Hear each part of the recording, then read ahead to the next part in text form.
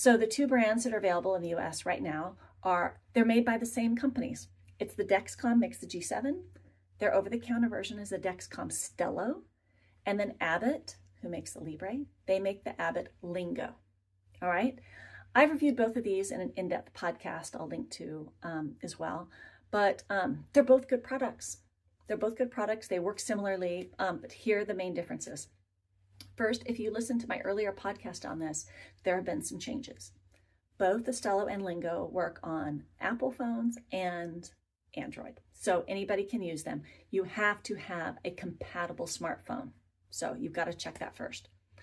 In terms of their apps, they come with different apps than the prescription ones. I'll say that the Stelo app is pretty basic, which can be really nice. It doesn't have all the bells and whistles to learn. It's easy to get on and use. The Lingo has more features, which can be nice, but it's just more to get used to.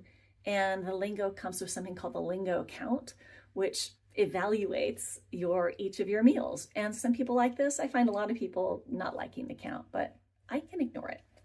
Both of them allow you to log your meals and your food. So I think they're both really handy and easy to use.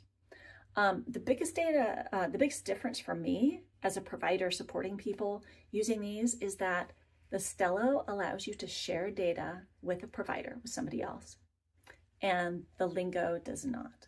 You can download a data file from the Lingo, but I can take that, and I've created a little AI feature that allows me to take that and create a graph, but it doesn't download any of their notes. I don't find it particularly useful.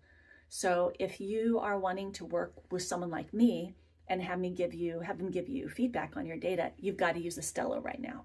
I think that feature might be coming with the Lingo, I'm told, but it's not there yet.